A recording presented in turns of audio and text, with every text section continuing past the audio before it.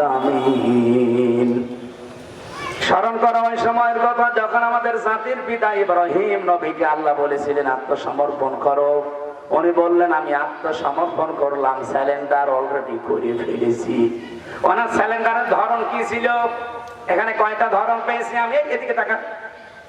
এক নম্বরে উনি ধরন দিয়েছেন গাছের মাথায় বসে কোড়াল দিয়ে কাটছিলেন। আল্লাহ বলেন আত্মসমর্পণ করো আসলেন। তিনি বললেন এখানে বসে কিভাবে করা যায়? আল্লাহ বলেন গাছের মাথায় বসেই খাতনা করো। উনি কোড়াল দিয়ে ওখান থেকে খাতনা করে ডাক দিলেন ক্বালা আসলামতু লিরাব্বিল আলামিন। এটা প্রথম ধরন, যেখানে যা বলেছে আল্লাহ ঠিক ওই জায়গায় তাই করেছে। দ্বিতীয় ধরনে এসেছে হযরত ইব্রাহিম এবং ইয়াকুব নবীর নাম পেয়েছি। জীবনের সর্বশেষ যে দিন ইন্তেকালের আগে আওয়াসা বিহা ইব্রাহিম বানিহি ওয়া ইয়াকুব ইয়া বানিয়া ইন্নাল্লাহা আসতাফা লাকুমুদ-দীন ফালা তামুতুন্না ইল্লা ওয়া আনতুম মুসলিমুন। হযরত ইব্রাহিম এবং ইয়াকুব ইন্তেকালের আগে তার সন্তানদেরকে আমি কিন্তু ধরন বোঝাচ্ছি যে আত্মসমর্পণ কিভাবে করবেন। এক নম্বরে যেখানে যা বলেছে সেখানে তাই করা। ওনার জীবনে বড় বড় 50টা পরীক্ষা পেয়েছি আমি। সন্তানকে জবাই দেওয়া, আগুনের ভেতরে ঝাঁপ দেওয়া, সন্তানকে মরুভূমিতে রেখে আসা, আল্লাহর কাছে 86 বছর পর্যন্ত ধৈর্য ধারণ করে সন্তান চাওয়া, রব্বি হাবলি মিনাস সালিহিন। এরকম একটা দুইটা না, পুরা জীবনে তার 50টা পরীক্ষা ছিল। প্রতিটি পরীক্ষায় আমার আল্লাহ তাকে উত্তীর্ণ করেছেন। এজন্য যেখানে যা বলেছে আল্লাহর সঙ্গে সঙ্গে তিনি পাস। আল্লাহ রাব্বুল আলামিন বলেন তার দ্বিতীয় ধরন ছিল এটা। জীবনের শেষ দিন ইন্তেকালের আগে সন্তানদেরকে ডাক দিয়ে বললেন আমার কলিজার টুকরা সন্তানেরা, অবশ্যই আল্লাহ তোমাদের জন্য মনোনীত করেছেন একটা দিনকে। এই জন্য দিনের আগে আলিফ লাম দিয়েছেন। আলিফ লাম শুধু শেষ না, এর আগে কম আছে, লাকুমুদ্দিন। কম দিয়ে আল্লাহ জানাতে চেয়েছেন শুধু ইসমাইল আর ইসহাক না। ইসমাইল ইসহাক হলে কম দিতাম না, কমা দিতাম। তামাম পৃথিবীতে ইব্রাহিমের সন্তান যারা কিয়ামত পর্যন্ত আসবে সবাই এই বহুবচন জমির এই কোমের ভেতরে আছে। সুবহানাল্লাহ বলতে পারেন না? তাহলে আমরা ইব্রাহিমের সন্তান যারা দাবি করি, জাতির পিতা হিসাবে যাকে আমরা মানি, নাম কি? আরো জোরে। উনি ওনার সন্তানদেরকে উপদেশ দিয়েছেন, নসিহত করলেন, ওই সন্তানের ভেতরে আমি নেই, আপনি নেই। তাহলে আমাদের জন্য উপদেশ কি ছিল?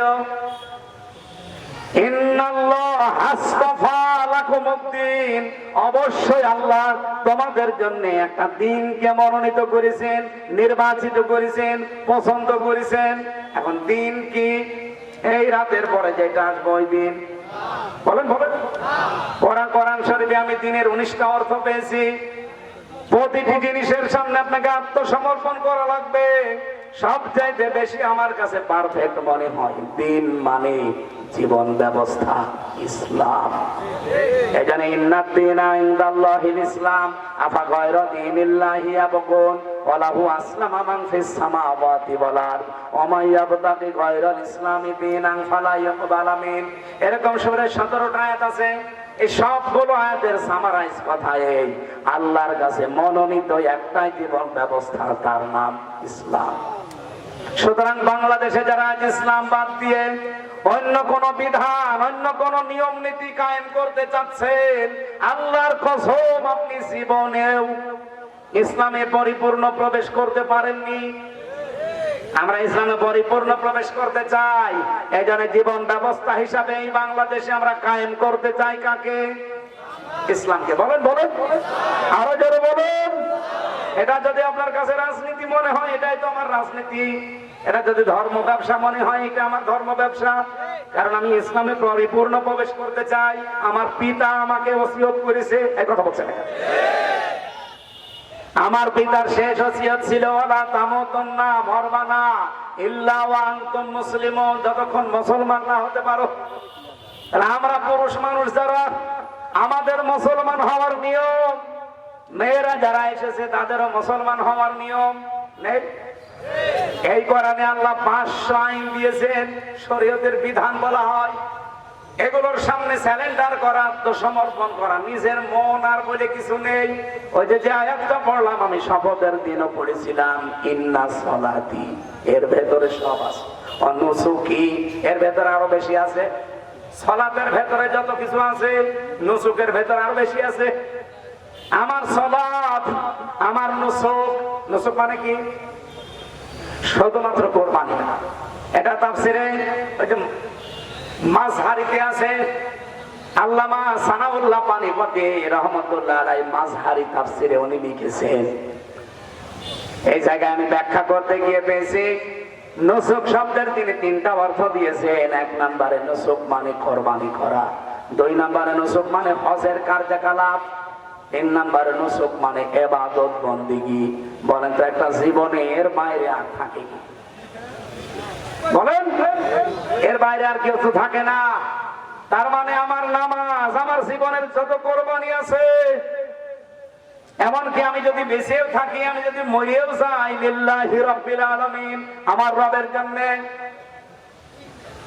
মুসলমান পুরুষ মানুষ আমরা যারা এখানে দাবি করছি, আমাদের জাতির পিতা আমাদেরকে শিখিয়েছেন মুসলমান হওয়া লাগে কি করে। ওই জীবনের প্রথম দিন থেকে তিনি পরীক্ষায় অবতীর্ণ। 50টা পরীক্ষা পর দিলেন, কোন পরীক্ষায় তিনি ফেল করেননি। আমরা তার সন্তান হিসাবে ফেল করলে হবে? বলেন বলেন।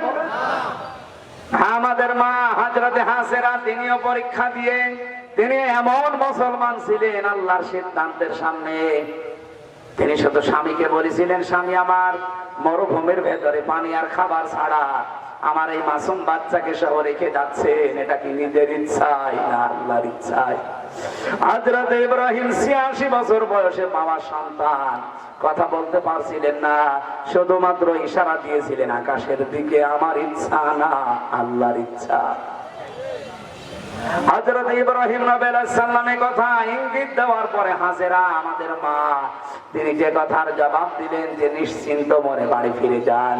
ওই আল্লাহর উপরে আমার ভরসা এতটাই বেশি আছে, যার আদেশ মতো আপনি আমার সন্তানকে মরুভূমিতে রেখে গেলেন, উনি জীবনও আমার সন্তান আর আমাকে পানি আর খাবারের অভাবে মারবেন না। তার এই বিশ্বাস সত্য হয়েছিল না হয় নাই? এখনো পর্যন্ত তার প্রমাণ চমচম। এক কথা বলে দেখেন, নবী ইব্রাহিম দোয়া করেছিলেন আমার সন্তানদেরকে ফল ফলাদি দিয়ে তুমি রিজিক বৃদ্ধি করে দেবে। আপনি দেখেন খালি পাহাড় পাথর আর মরুভূমি, কিচ্ছু নেই, অথচ আরব জানে কোনো খাবারের অভাব আছে? ইব্রাহিম নবীর দোয়া এটা, হাজার হাজার বছর আগে দোয়া করেছিলেন, ওখান থেকে আরম্ভ হয়েছে। যদি ইব্রাহিমের আদর্শ আজও তারা মেনে চলতে পারে, তাদের অভাব কোনোদিন হবে না। আমরা ইব্রাহিমের সন্তান দাবি করছি, আমাদের মা বোনদেরকেও হাজেরার মতো এরকম তাওয়াক্কুল করা লাগবে, ভরসা করা লাগবে। কার প্রতি? 86 বছর পর্যন্ত তার সন্তান হয়নি, কোনদিন তিনি মাজারে যাননি, কবরে যাননি, কোনো বাবার কাছে যাননি। আর আপনি, আপনার ভেতরে আকীদাটা, আমি এই যে ইসলামে প্রবেশ করার 5টা কথা বলছিলাম, তার 2য় নম্বর এইটা, আকীদা সাফ করা লাগবে, আকীদা বিশুদ্ধ করা লাগবে।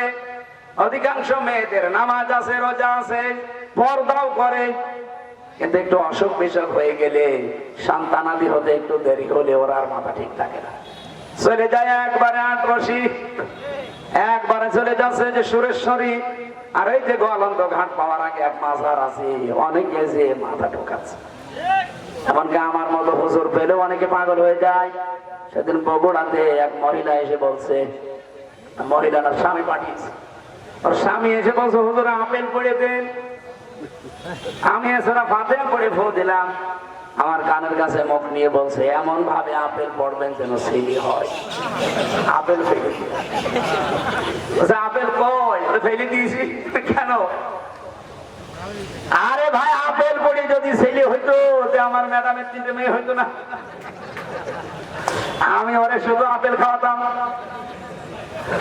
এত কিছু পড়ে শুনিয়ে তারপরও 3 মেয়ে, আর আপনি আমার কাছে এসেছেন যে আপেল পড়া নেবে। আপেল ফেলে দিয়েছি, আমার বউ পাঠিয়েছে খালি মারবার মেয়ে হয়, হুজুরকে দিয়ে এমন আপেল পড়াবেন যেন ছেলে হয়। আমি কি ডাউনলোড করে দেব? মা বোনেরা, আকীদা বিশুদ্ধ করেন। একটা মাসলুম দল বাংলাদেশে, জামাত ইসলামী বাংলাদেশ, তাদের আকীদা ঠিক নেই, আকীদা ভ্রান্ত। এই কথা তুলে অনেকে ফতোয়াবাজি করে, তার মুখ খুলে ফেলা দরকার এই শয়তানগুলো। কিসের আকীদার কথা বলেন? বাংলাদেশ জামাত ইসলামের আকীদা হচ্ছে আল্লাহর জমিনে আল্লাহর দ্বীন কায়েম করে। এর বাইরে যদি কোনো আকীদা থাকে, ওই জামাত আমি মানি না। আপনি জিজ্ঞাসা করে দেখেন, যদি কেউ থাকে জামাত ইসলামের, তারে এনে গোপনে বলেন যে তোমার আকীদা কি? ও যদি বলে আমার বাবার আইন কায়েম করা আমার আকীদা, ওরে ওই সময় ওই দল থেকে বাদ দিবে। আমার আকীদা হচ্ছে আল্লাহর জমিনে আল্লাহর আইন চলবে। আলা আলাহুল খালকু ওয়ালা আমর, এই কথা বলছেন না? জমিন যার আইন চলবে, এই আকীদা বিশুদ্ধ করেন। এই আকীদা অনেকের নেই, তাদের কোনো ফতোয়া নেই, অথচ এই মাজলুম দলটার উপরে আজ বছরের পর বছর এরকম মিথ্যা তহমত দিয়ে জাতিকে দূরে রাখতে চায়। জাতি এখন বুঝতে পেরেছে যে বাংলাদেশে একমাত্র সঠিক আকীদাই এদের, যারা বলে আল্লাহর জমিন আমরা আল্লাহর আইন চাই। আমরা আল্লাহর জমিনে আল্লাহর আইন চাই না। এটা আপনি আন্দাজে উল্টা পাল্টা ধারণা করবেন না, আমি সঠিকটা বললাম। আপনি খুঁজে দেখেন, যদি এর সাথে না মেলে আপনারও দল করার দরকার নেই। 3 নাম্বারটা বলছে উন্নত চরিত্রের অধিকারী হওয়া লাগবে। আমাদের উত্তম চরিত্র গঠন করার মৌলিক যে পদ্ধতিগুলো আছে, এগুলো অনুসরণ করা দরকার। আপনার চরিত্র যদি ভালো না হয়, উন্নত না হয়, আপনি জীবন ইসলামে প্রবেশ করেছেন এটা বলতে পারেন না। আজ বিশ্বের বহু মানুষকে আমরা দেখতে পাচ্ছি, তারা উপরে মানবতার কথা ছড়ায়, কিন্তু তাদের চরিত্র, এই যে ভারতে মুসলিম আইন, আমাদের বাপ দাদাদের ধর্ম, আমার বাপ দাদার হাজারো বিঘা জমি জায়গাগুলো ওয়াকফ করা, সেটা এখন অবৈধভাবে জোর করে জবরদস্তি করে অবৈধ আইন পাশ করে দখলের চেষ্টায় আছে। কথা বলছেন না? আমি যে হাদিস পড়েছিলাম হযরতে আবু যর থেকে বর্ণিত, মনে আছে আপনাদের? মানি তাহামা লাইসা লাহু ফালাইসা মিন্না ওয়ালিয়াতাবাওয়া মাকআদাহু মিনান নার। যেই জিনিস তোমার না, ওটা যদি জোর করে নিজের দখলে নিয়ে নাও, আমি নবী 2টা কথা তোমার বিরুদ্ধে বললাম, ফালাইসা মিন্না, ওই দিন থেকে তুমি আমার আর উম্মত না।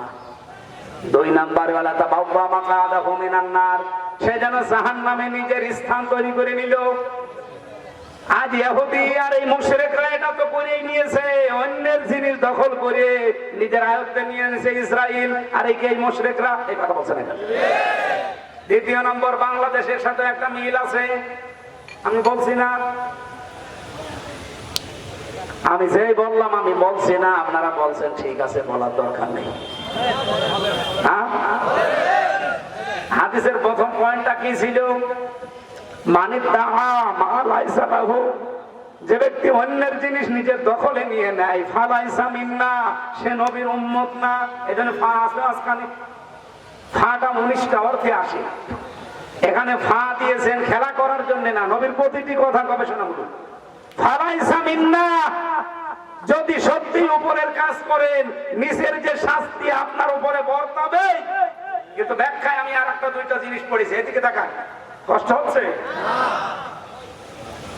1 নম্বরে বললাম কি, যারা যে জিনিস আমার না, ওই জিনিস যদি আমি জোর করে আমার দখলে নিয়ে নেই, আমার আয়ত্তে রাখি, তাহলে সঙ্গে সঙ্গে আমি নবীর দলভুক্ত থেকে বের হয়ে গেছি, আমি নবীর উম্মত। বলেন বলেন বলেন।